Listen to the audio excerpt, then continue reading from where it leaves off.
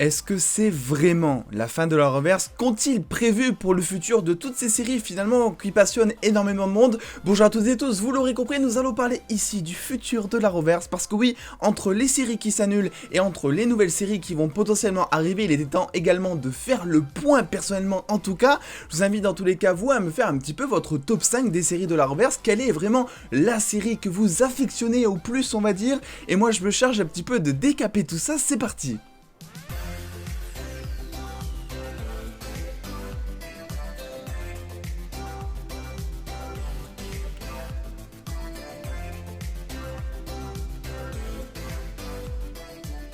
Et un petit peu à la manière finalement du MCU, j'ai pris des notes parce que là aussi, à la manière de Spider-Man 3, ça commence à être totalement le bordel entre les séries qui sont annulées, celles qui viennent de commencer, les prochaines qui vont arriver. On ne sait plus vraiment sous quelle forme va tourner l'Arrowverse finalement.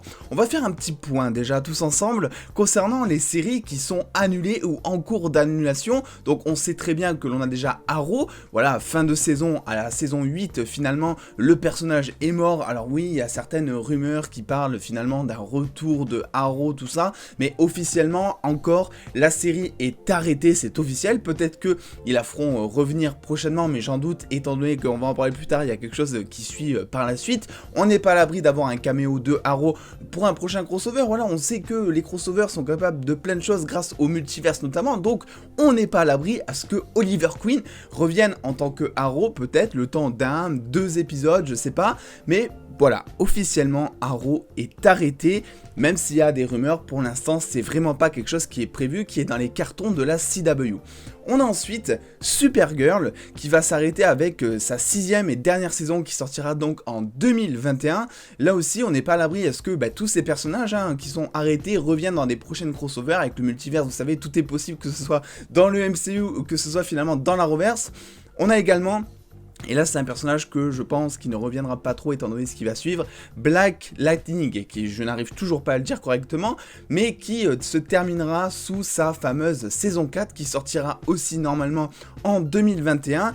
Et là, pour le coup, je pense pas que le personnage reviendra étant donné que c'est pas vraiment le plus populaire, le plus apprécié, même s'il a une très forte communauté, je suis d'accord. Et en plus, là aussi, il y a une série un petit peu qui va suivre, qui va découler un petit peu de Black Lightning, dont on va parler justement après. Et pour moi, c'est sûr qu'il reviendra pas, sauf peut-être aller un petit caméo de 30 secondes, comme ça avait été le cas finalement dans le dernier crossover, où on l'a très peu vu. Au final, il servait pas à grand chose, mais il était là. Il fait partie de la Reverse, donc c'est important de le dire. On a également, et ça, c'est peut-être la série qui va vous faire le plus mal au cœur, Flash. Oui, parce que officiellement rien n'est arrêté, il n'y a rien qui a été annoncé par la CW, mais là on arrive quand même sur la 7e saison. On sait que Arrow, bien que ce soit la série peut-être la préférée de la Reverse de la part des fans, bien que ce soit une série, je crois que c'est celle qui a fait le plus d'audience sur la CW, mais aussi sur Netflix, et bien finalement je pense que Flash va s'arrêter après sa 7e saison, étant donné que on sent que la CW n'aime pas tellement en fait aller plus loin dans leur personnage, étant donné que cette saison ça commence déjà à faire beaucoup de développement de personnages, beaucoup d'intrigues, et que tu commences un petit peu à avoir fait le tour, j'ai envie de vous dire. Donc est-ce qu'ils vont arrêter finalement Flash à la fin de la saison 8? Est-ce qu'on risque d'avoir une saison 8 déjà? C'est la question. En tout cas, ce qui est sûr, c'est que la saison 7 n'est pas annoncée comme étant la dernière, contrairement à Supergirl, où avant même qu'elle sorte, ils ont annoncé que c'était la dernière. Donc à suivre, mais je pense vraiment pas que Flash va bénéficier de 2 saisons supplémentaires et que ça ira jusqu'à la saison 9. On verra si l'avenir un petit peu me donne tort. Concernant du coup les séries qui arrivent ou qui continue. On a évidemment Batwoman qui est en quelque sorte un petit peu le cul entre deux chaises. On sait pas trop si elle vient d'arriver ou si elle va arriver, étant donné que la saison 1 n'aura rien à voir avec la saison 2. Il y a un changement d'actrice, il y a un peu tout qui change là-dedans. Même je pense niveau direction artistique, on a vu finalement le costume, on a vu la nouvelle Batmobile, je vous l'ai montré tout ça en vidéo, et on sent que la série va peut-être prendre un chemin totalement différent par rapport à la première saison. Donc là aussi on peut la situer en tant que nouvelle série avec sa saison 2. On a également, et ça c'est très important, Superman and Lois, qui arrivera du coup en février 2021, la première saison avec 10 épisodes, vous allez tout savoir sur la chaîne si ça vous intéresse.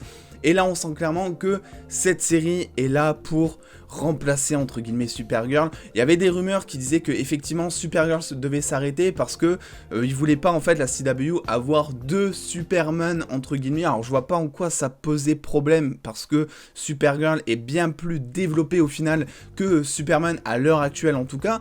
Donc je pense qu'ils auraient pu se permettre de développer les deux en même temps. Supergirl en plus je pense que ça va se terminer la saison 6. Je pense que vraiment il y avait peut-être encore 2 saisons à en tirer. Voilà, il y avait quelques développements de personnages en plus à en tirer. On sentait que par contre Supergirl, les audiences baissaient. On sentait effectivement que les saisons étaient aussi irrégulières parce que Supergirl on se retrouve avec des très bonnes saisons et à côté avec des saisons qui sont catastrophiques en termes d'envie, en termes de hype, en termes de qualité.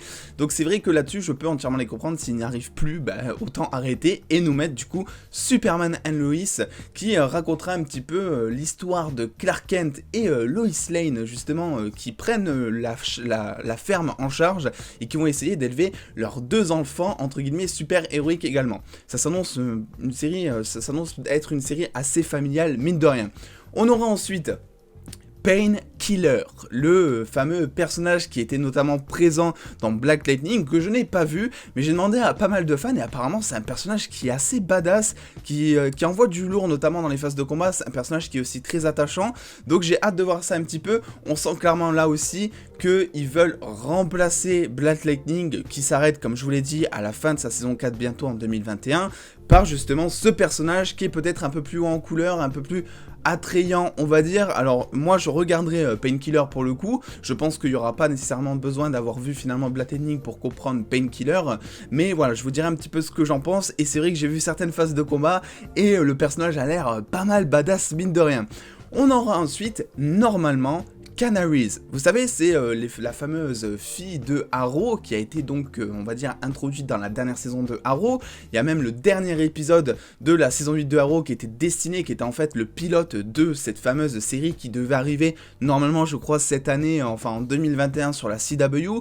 Le problème, c'est que c'était un épisode qui était assez, mine de rien, catastrophique et que le retour des fans était pas vraiment très positif. Donc pour l'instant, on n'a pas vraiment de nouvelles, mais ce qui est sûr, c'est que la CW a bel et bien encore dernières nouvelles, cette série dans les cartons qui aurait du coup pour intention de remplacer Arrow là aussi. On parle de la fille d'Arrow, elle a un arc, elle se bat un petit peu plus ou moins comme lui, j'ai envie de vous dire, et on a aussi les Canaries qui font partie intégralement de l'univers de Arrow, ça on le sait. Donc pour moi oui, cette série avait pour destination là aussi de renouveler Arrow entre guillemets en remplaçant Arrow. On verra, je vous tiens au courant si on a des nouvelles prochainement sur cette série. On a ensuite, et ça c'est une toute autre série, l'arrivée d'une nouvelle héroïne du CWverse ou de l'Arrowverse, j'ai envie de vous dire, Naomi, une série qui a été annoncée. Alors ça va pas démarrer en 2021, on sait pas tellement, on sait juste que c'est en cours de développement à l'heure actuelle, mais c'est officiel, ça a été annoncé. Naomi arrive dans l'Arrowverse.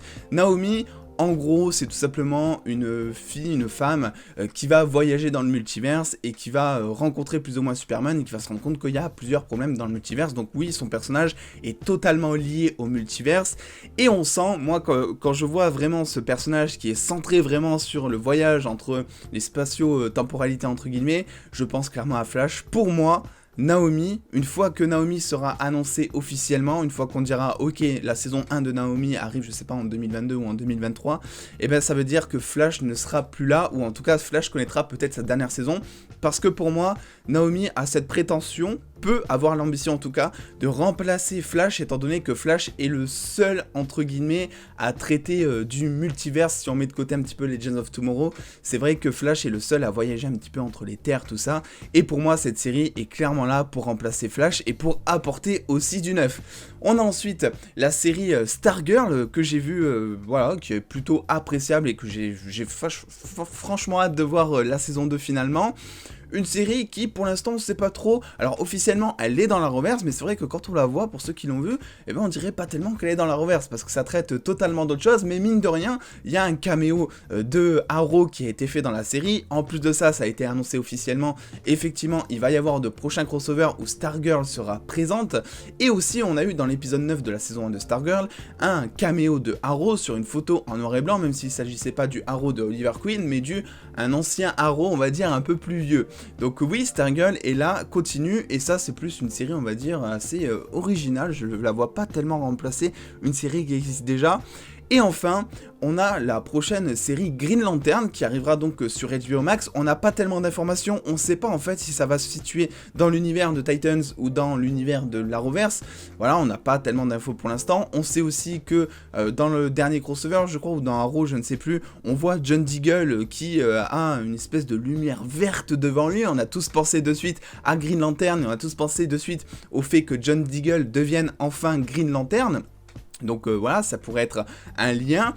D'après les informations que j'ai sur Green Lantern, il ne serait pas vraiment question que l'acteur de John Diggle revienne pour jouer un certain Lantern, mais on verra un petit peu ce qu'il en est, peut-être qu'il sera là en tant que caméo également, il y a plein de choses qui sont possibles, surtout dans le monde des Green Lantern, donc à voir là aussi.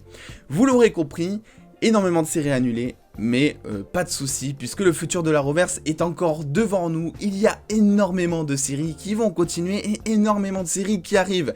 Quel est du coup le but de la CW en nous proposant tout ça, en enlevant des séries que l'on affectionne tout particulièrement et en prenant le risque d'en ramener d'autres? C'est tout simplement de renouveler son univers, renouveler les personnages en fait. Un petit peu comme le fait le MCU, je pense que on suit tous plus ou moins de près ou de loin le MCU, ce qui s'y passe, on sait tous qui est mort, on sait tous les personnages qui arrivent prochainement, et on a tous compris que Marvel Studios visait un petit peu sur le long terme, et donc essayait, on va dire, d'introduire de nouveaux héros pour renouveler un petit peu sa licence à chaque fois, pour nous faire accrocher à chaque fois à de nouveaux personnages, et qui sait, peut-être que des personnages qui sont totalement secondaires à l'heure actuelle, par exemple dans le MCU, vont devenir totalement principaux dans 10 ans, et que l'on adorera les suivre justement dans les films. Je pense qu'ils visent exactement la même manière avec l'Arrowverse finalement, étant donné qu'il y a plein d'anciens personnages qui sont en train de partir, et on sent clairement qu'ils apportent de la nouveauté. On a Painkiller qui a une espèce de Black Lightning un petit peu plus jeune, qui va attirer beaucoup plus de jeunes je pense.